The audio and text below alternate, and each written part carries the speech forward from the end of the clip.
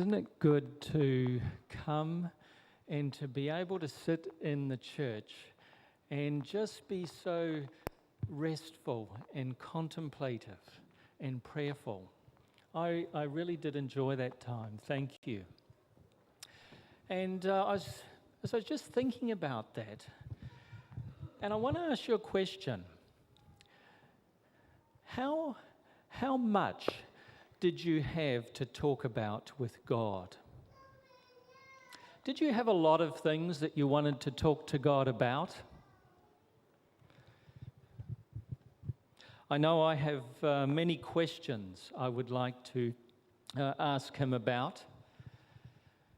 But then I think too that we have so many things that we need to be thankful to God for. And that makes a lot of things to talk about. But one thing I do know is that God has a lot of things to talk to us about.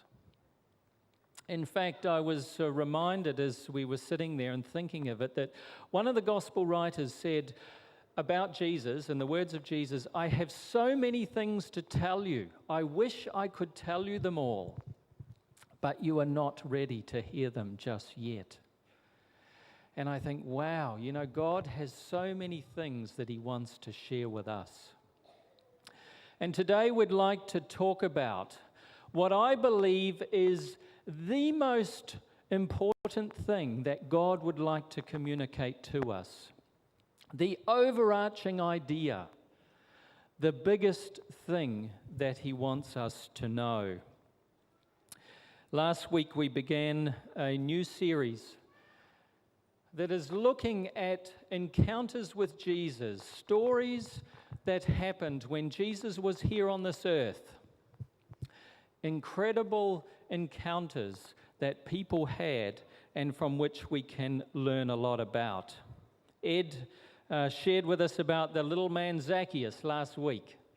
And over the next 3 weeks as well, we're going to continue to look at these great stories. But for today, we're going to take a look at a story that one Bible commentator has described as the greatest miracle that Jesus ever performed.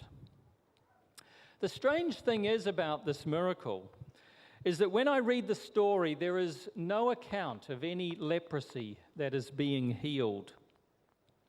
There are no lame legs or arms that are made whole. Unlike in the following chapter, there is no blind eyes that are made to see.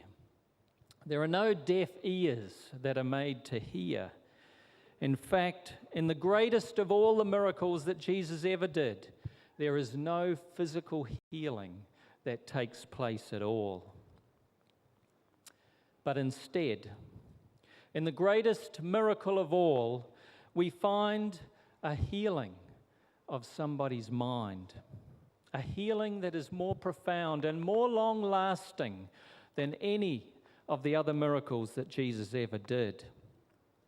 And I'm hoping today that as we unpack another one of these incredible encounters with Jesus, that more miracles would take place, and that they would take place right here, in this place, in the now, in the present. Right here and right now, we can experience the greatest of all the miracles if our minds can be healed and if we can have a transformation of our thinking.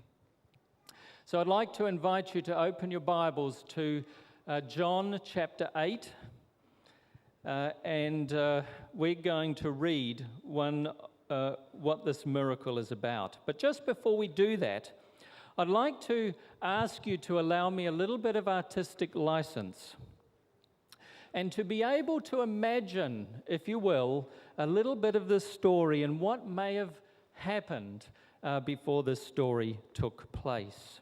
It's not recorded in the Bible. There's only 11 short verses that John has given to us. And yet I believe that the story invites us to think about what would have taken place beforehand. And I believe that what is happening does continue to happen and is played out in 1,000 different ways all across the world every single day. The story could quite easily have been about you or me.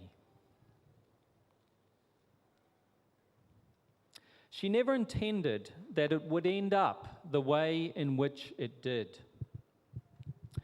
As the little girl grew up, there was plenty of laughing and enjoyment in her life. As she entered into her teenage years, she imagined that in the not-too-distant future, she would meet Mr. Wonderful, and they would fall into each other's arms, and he would love her and treat her as every woman desires to be treated, as the most special and the most amazing person that he had ever met. She dreamed of the wedding.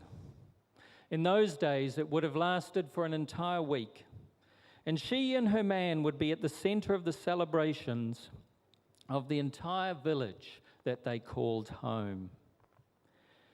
She imagined that as the music started, that he would walk across the crowd to where she was talking. He would kneel down before her and take her hand in his and lead her right out into the middle of that happy circle of guests and begin the dancing with her, just the two of them together, while all of the other guests looked on in admiration of the happy couple. But it had never quite worked out like the movie in her mind, and no young man had come to sweep her off her feet as she had hoped for. Her teens had passed, and so too her 20s. And now in her late 30s, the dream was beginning to fade. It was not that she had not had many potential suitors, but for whatever reason, none of them had worked out like she had hoped for. She did have many good friends, and a lot of them were, interestingly, the important people of the city. She was often invited to the parties of the rich and the famous, the leaders of society, where she had no shortage of attention from the male species. There was one in particular who often cast his flirting eyes upon her. He was quite attractive, even handsome. And not only that, he was one of those that we today would call a member of the parliament. He would often come and talk to her, sometimes for extended periods of time, and he was interesting. They talked about important things, not just the idle chatter that mostly consumes such events, but the thing was, he was a married man, and he indeed had been for quite some years. But that didn't seem to stop him from spending more time with her than he did with his own wife. And she thought that rather odd. However, she appreciated his conversation and attention. And so it was, as this continued, that their relationship developed in a way that she had never quite intended to happen. One evening at one of those social events, he had invited her for a walk across the city. They had continued out through the gate and across the park. The moon was shining brightly, and it was a magnificent, warm summer evening. And then it happened. What she never had thought. He reached out for her and embraced her closely. He kissed her on the cheek. And then he held her in his arms. She felt so good, she didn't even try to resist. She remembered back to her teenage dream and wondered if this was like it was supposed to be. And before she even consciously knew it, much more was happening. But they had not even been there for 10 minutes when she heard shouting, and suddenly there was a commotion all around her. Lots of loud accusations and men with torches. And the next thing, the one that she admired so much and loved to be with was running for his life. She was there on her own in a rather embarrassing state of attire. And without any time for composure, the men were roughly pulling her back inside the city gates. What on earth is going on, she thought. And that is where I'd like us to pick up the story today as we read it in John chapter 8. If you can follow along in John 8 verse 1, the story continues like this. It says, Jesus returned to the Mount of Olives, but early the next morning he was back again at the temple. A crowd soon gathered, and he sat down to teach them. As he was speaking, the teachers of religious law and the Pharisees brought a woman who had been caught in the act of adultery. They put her out in front of the crowd. Teacher, they said to Jesus, this woman was caught in the act of adultery. The law of Moses says to stone her. What do you say? I can imagine that as she stood there before this large crowd of people, with two men firmly grasping each arm, she knew without a doubt that this was not the kind of attention that she had been looking for. She remembered back to the events of last night, how everything had been so wonderful, and then this violent intrusion. The men had taken her back into the city, thrown her into a small room and locked the door. She had wondered what could possibly happen next, but she had no idea it would be like this. And now these scumbags would have her life. And so she stands there in the silence, waiting as her captors ask for Jesus to respond. Verse 6 tells us what they were trying to do. It says they, the Pharisees, were trying to trap him into something that they could use against him. But Jesus, it says, stooped down and wrote in the dust with his finger. More silence, more waiting. Jesus doesn't seem to be ready to respond to any of them. But what is he doing, writing in the dust? Verse 7 says, they kept on demanding an answer. So finally he stood up again, and he turns to them and he says this, all right, but let the one who has never sinned throw the first stone. And then he immediately stooped down and began writing in the dust again. Wow, that was unexpected, she thought. From the little that she had heard about Jesus, she assumed him to be a great teacher of the law, like all of they were supposed to be.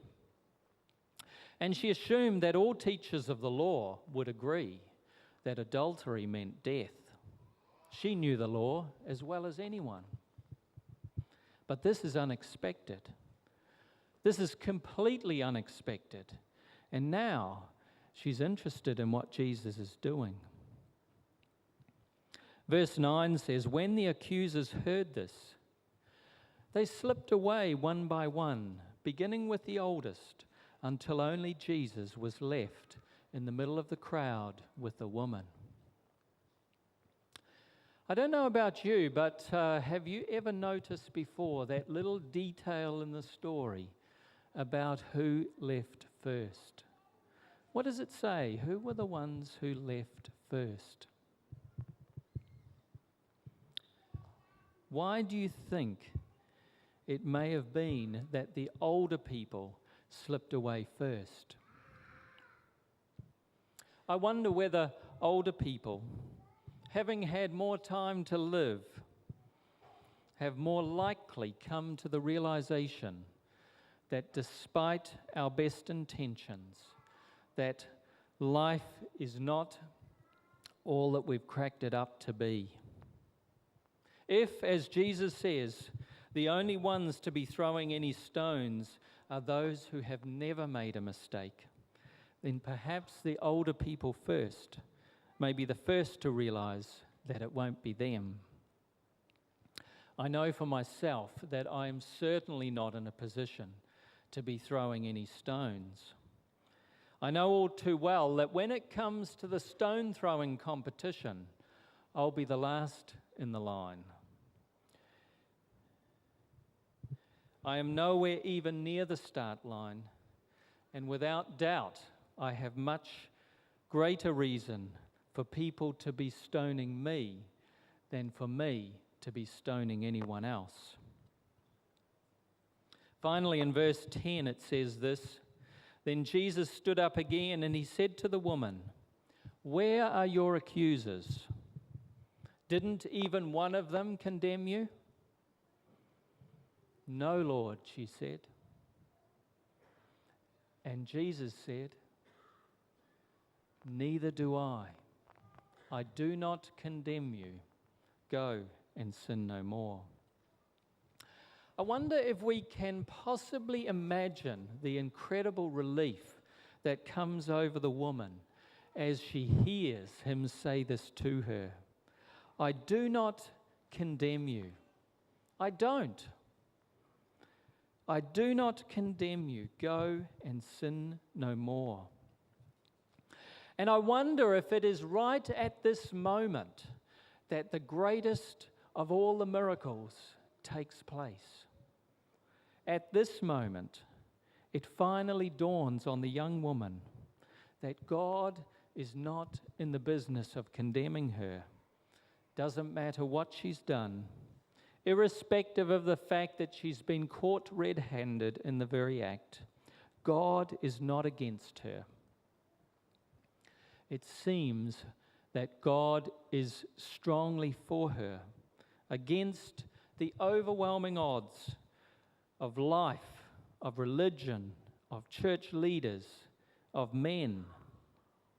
By the way, I'm not going to apologize for being a man. I quite like being a man. But all men do things that are hurtful, some a lot more than others. And all women do things that are hurtful, don't they? Some more than others. All humans do things that are hurtful. And despite this obvious fact, God really likes every single one of us. God is for us all. God is not against us. And I love the fact that Jesus stoops down into the dust in the story. Does it remind you of anything else?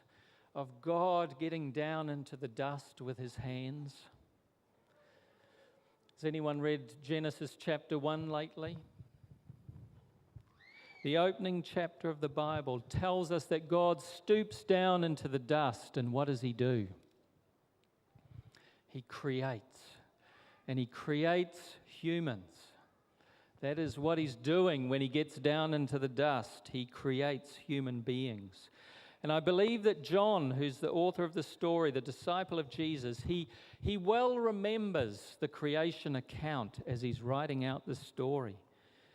And he himself is reminded that in this story, Jesus recreates humanity into the image in which he created us to begin with. Ellen White, in commenting on this story, writes this. She said, "This was to the young woman the beginning of a new life, a life of purity and of peace, devoted to the service of God. In the uplifting of her, Jesus performed what? A greater miracle than in healing the most grievous illness or disease. She became one of Jesus' most steadfast followers, and with self-sacrificing love and devotion, she repaid his forgiving mercy. The greatest of all the miracles is coming to the realization that God is actually for us. He's not against us. He is for me. He is not against me. God is on our side. God does not condemn me. God does not condemn, and I would suggest to us today that it is clear that the woman did not expect it for Jesus to say that to her. And neither did the Pharisees and the teachers of the law expect it to turn out the way that it did. Otherwise, they would never have done that. But today, I don't want any person to leave this place without knowing that God is desperately for you. Last week, Ed shared with us this verse in John 5:24, and I just believe it is the greatest of all verses. It is spoken by Jesus himself. And I think we need to say it over and over again until it is embedded in our minds and we understand that God is for us. Can you read it with me? Let's read it out loud. There's two words that are underlined. Please put special emphasis on the words that are underlined. It says, I tell you the truth. Those who listen to my message and believe in God who sent me have eternal life. They will never be condemned for their sins, but they have already passed from death into life. How many people believe it? I imagine in this church that everybody would believe it. But if we go outside the walls of this church, there's probably not that many people who really believe it. And I would have to say too that even in the church, there will be a huge number of people that don't really grasp this whole idea that God is really for us. And there's a whole lot of reasons why. There's our upbringing. There's our religious experience, probably the worst. All of these things play against us in understanding the incredible idea that God is really for you. And John 5:24 says it like nothing else.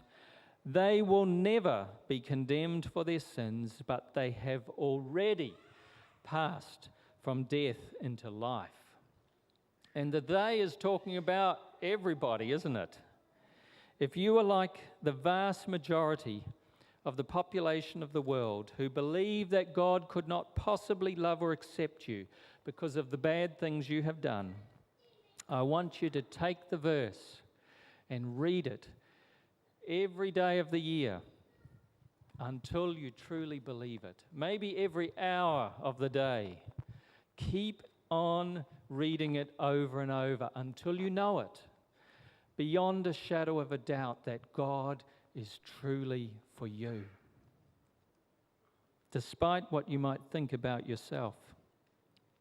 It's the major point of our message today. God is really for you. And he desires for you to have the very best life possible. And that's the reason that he's given all of the other things in the Bible for us to follow his way. It's not for any reason to condemn us, but all of those things are for our good. I mean, if you think about it, we as parents, for your children, you love your children desperately despite whatever they might do. What is the reason that you don't want them to do bad things? You don't want them to hurt themselves, and you don't want them to hurt other people. Why would God be any less? God has just given us those things so that we don't hurt ourselves and hurt other people. But even when we do them, we still love our children desperately, just as God loves us. But of course, there is another point, a second point that flows out of this idea that God desperately is for you. I would hope that in this church, that even though we all need to be regularly reminded of how much God is for us, I would hope that there's a large majority of people who already have experienced that greatest of all the miracles, and you understand that beyond a shadow of a doubt.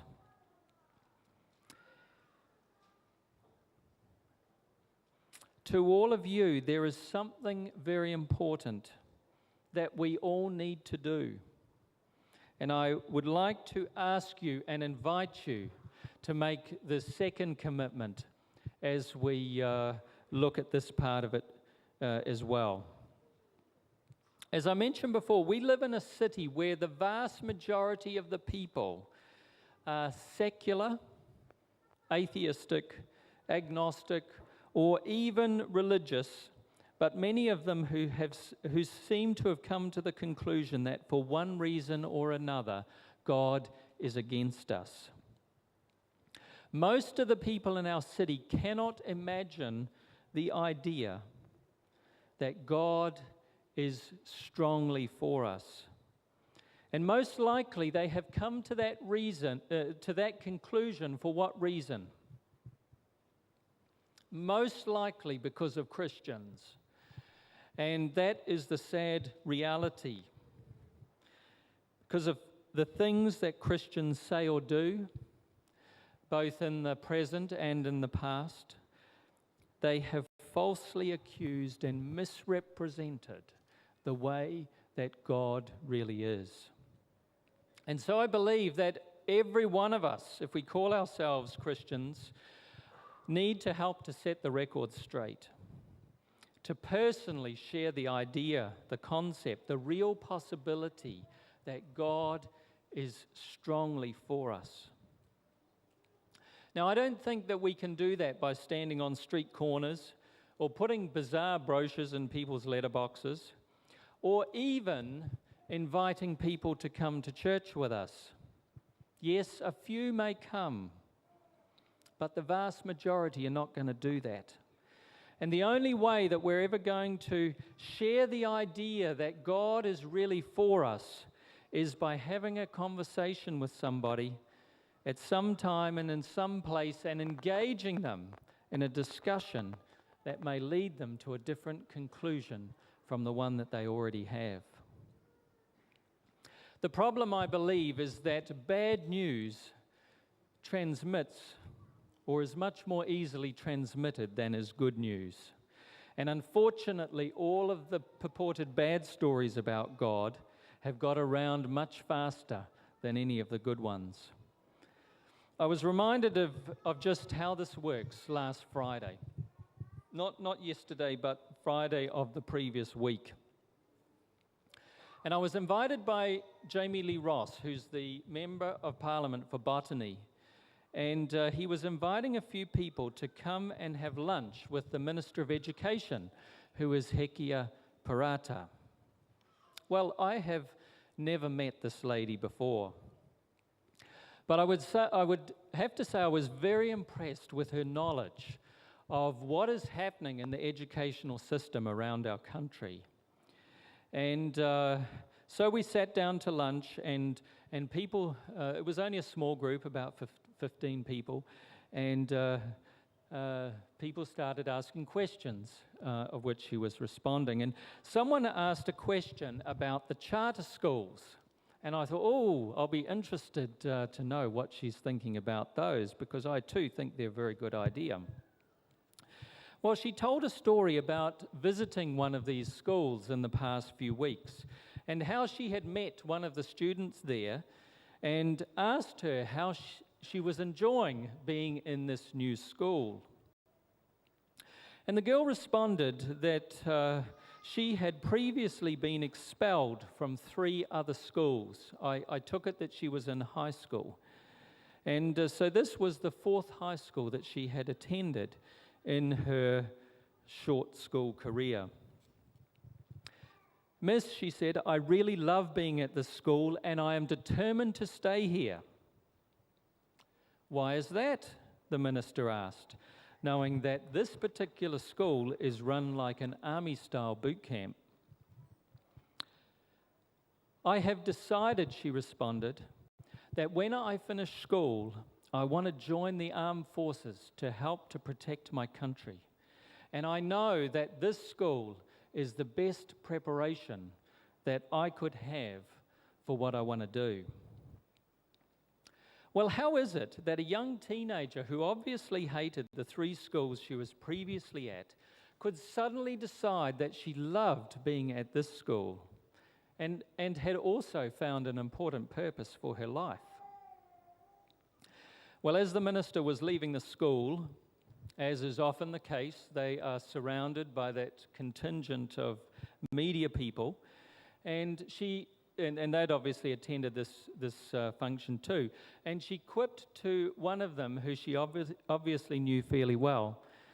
And she said, "So are we going to hear the story of this girl in the news today?" To which the reporter responded, "Why would you expect that I would be reporting on a good news story?" It's a very good question, isn't it? Why would a good story ever get into the news? It's not what people want to hear. The media is always scratching around to find the gossip, the dirt, the scandals. And generally, you'd have to say they do a pretty good job of it, don't they?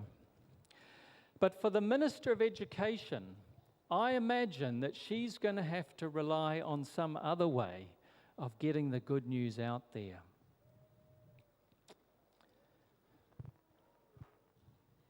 I don't think we're going to see it on the news or the TV anytime soon.